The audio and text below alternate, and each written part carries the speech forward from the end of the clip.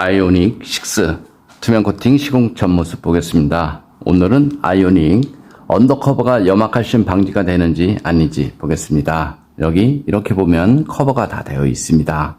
그런데 이렇게 커버를 보면 이렇게 구멍이 다 뚫려 있죠. 이쪽 부분도 마찬가지고요. 이렇게 다 구멍이 뚫려 있기 때문에 하부 세차를 하거나 눈길 주행, 빗길 주행을 하게 되면 이쪽으로 물이나 염화칼슘이 들어가죠.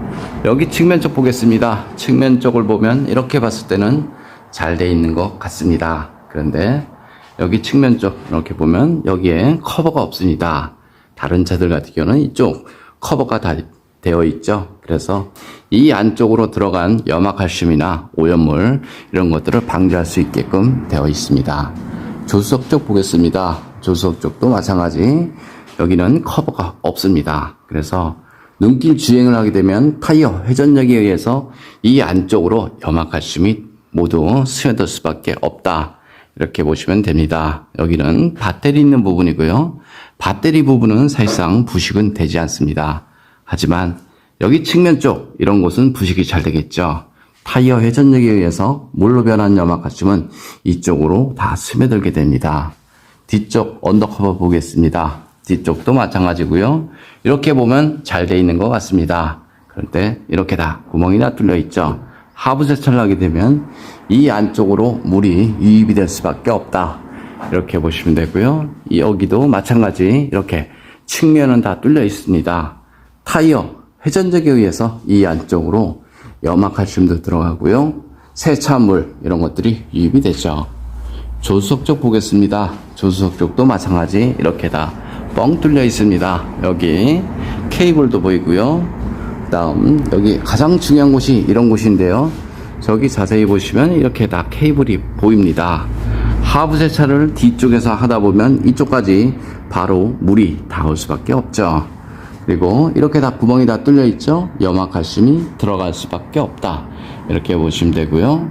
어떤 분들은 요즘 차 언더코팅하면 무상수리 안 된다 라고 말하시는 분들이 많이 있습니다. 무상수리가 안 되는 경우를 한번 보겠습니다. 언더코팅을 해서 화재가 발생한 경우, 언더코팅을 해서 볼트 자체 정비를 할 수가 없는 경우, 언더코팅을 해서 고장이 발생한 경우, 일반적으로 생각을 해도 안 되는 경우를 제외하고는 모두 다 언더코팅을 해서 무상수리 제외된다 라고 말하는 것은 모두 거짓이다 이렇게 판단하셔도 됩니다. 그럼 투명 코팅 시공 후 모습 보겠습니다.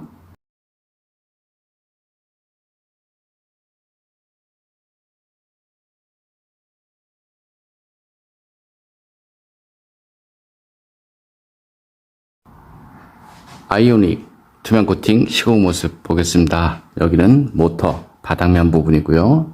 여기 이렇게 보면 이런 커넥터 부분 있습니다. 이런 것도 모두 코팅이 되고요. 바로 뒤쪽 마찬가지 이런 곳 커넥터 여기 배터리 있는 부분 모두 코팅이 되었습니다. 투명 코팅 장점을 보겠습니다. 투명 코팅은 하부 면적 100%를 코팅할 수 있습니다. 철에는 방청 코팅이 가능하고요. 전기장치나 센서, 커넥터 부분에는 절연 코팅이 가능하죠. 그래서 요즘 차량에 가장 적합한 코팅제다 이렇게 생각을 하시면 되고요. 여기 측면 쪽 이렇게 뻥 뚫려 있습니다. 눈길 주행을 하면 이 안쪽으로 염화칼슘이 들어갈 수밖에 없죠. 여기 바로 옆쪽 마찬가지죠. 이런 센서라든가 커넥터 이런 부분 많이 있기 때문에 이런 곳에는 방청 코팅이 필요하죠. 하지만 전기장치나 센서, 커넥터 부분에는 습기 방지 코팅이 필요하죠. 그것이 절연 코팅이다 이렇게 생각하시면 됩니다. 눈길 주행을 하게 되면 여기 부품 속 안쪽에는 염화칼슘이 스며들 수밖에 없습니다.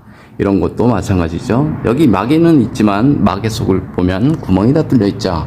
그래서 그런 곳은 반드시 녹방지가 필요하고요.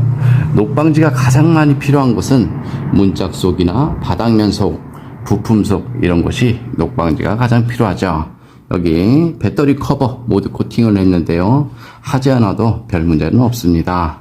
여기 측면 쪽은 녹방지 반드시 필요하고요. 타이어 회전력에 의해서 염화칼슘은 이쪽으로 머무니까요. 이런 곳은 반드시 녹방지가 필요하다. 이렇게 보시면 되고요. 그 다음 또 하나 중요한 것이 여기 문짝 속인데요. 눈길 주행을 하게 되면 창문 쪽에 염화칼슘이 달라붙죠. 그럼 이쪽으로 흐르면서 여기 하단 부분에 머물게 됩니다. 그럼 이 안쪽이 녹이 나는 경우가 많이 있습니다. 그리고 온도차가 심한 지역에서는 결로 현상으로 물이 많이 고이니까요. 저런 곳 반드시 녹방지가 필요하죠. 여기 뒷바퀴 휠아웃 수 있는 부분인데요. 언더코팅은 여기 중간 부분 이렇게 좀 되어 있습니다. 저기 위쪽 안 되어 있고요. 옆쪽도 안 되어 있습니다. 그래서 요즘 차량 언더코팅 되어서 나온다 라고 말하는 것은 모두 거짓이다 이렇게 보시면 됩니다. 물로 변한 염화칼슘은 볼트나 너트 이런 부분에 머물죠. 그리고 하부 세차를 하게 되면 이런 커넥터 부분에 바로 물이 닿을 수 있습니다. 물론 커버가 되어 있지만 구멍이 많이 있습니다. 그래서 그쪽으로 물이 닿을 수 있으니까요. 커넥터나 전기장치, 센서 이런 부분에는 저렴 코팅이 더 중요하다. 저는 이렇게 봅니다. 뒤쪽에서 보면요. 이쪽도 마찬가지 이렇게 커버는 되어 있습니다. 하지만 커버 틈새가 많아서 고압 하부 세차를 하게 되면 이쪽으로 바로 물이 닿을 수 있으니까요. 뒤쪽에서 하부 세차할 때 이런 커넥터 부분 조심하시는 것이 좋습니다. 물론 이쪽 부분 방수는 되어 있습니다.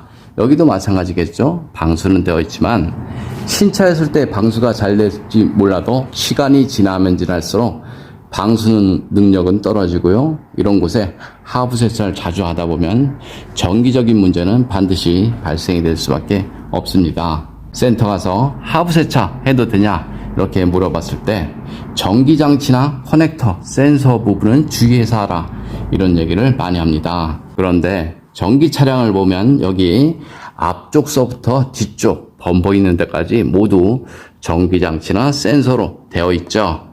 쉽게 말하면 고장이 나면 모두 소비자 과실이다 이렇게 말한 것과 같습니다. 고압 세차를 해서 이런 부분 정기적인 문제가 발생이 되지 않으면 별 문제가 없지만 고압 세차로 인해서 정기적인 트러블이 발생이 돼 버리면 100% 소비자 과실이다 이렇게 생각을 하시면 됩니다. 여기 배터리 쪽은 무조건 방수가 되어 있기 때문에 별 문제가 없습니다. 하지만 이런 커넥터 부분은 굉장히 취약하니까요. 하부 세차 시 반드시 주의하시는 것이 좋고요. 하부 세차를 해서 걱정이 많이 되시는 분들은 투명 저렴 코팅을 하시는 것이 훨씬 좋습니다. 예전 차량은 엔진 쪽 물을 뿌려도 별 문제가 없었죠. 하지만 지금의 차량은 휴대폰과 같다 이렇게 생각을 하시면 되고요. 휴대폰 물 청소하는 것과 같습니다. 좀 더 자세한 내용은 네이버에 코팅나라 검색을 하면 제 블로그가 있습니다. 엔진룸 코팅 시공 모습 보겠습니다. 앞쪽 플라스틱 부분 코팅하게 되면 먼지 부착률이 적어서 엔진룸이 깔끔하죠. 여기는 배터리 플러스 단자, 마이너스 단자, ECU 모두 코팅이 됐고요. 엔진 본체를 보겠습니다. 엔진 본체를 보면 커넥터라든가 센서 이런 것들 많이 있습니다.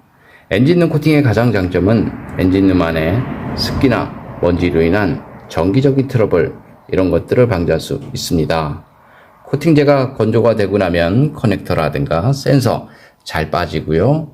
무상 수리받는데 지장 없으니까 걱정 안 하셔도 됩니다.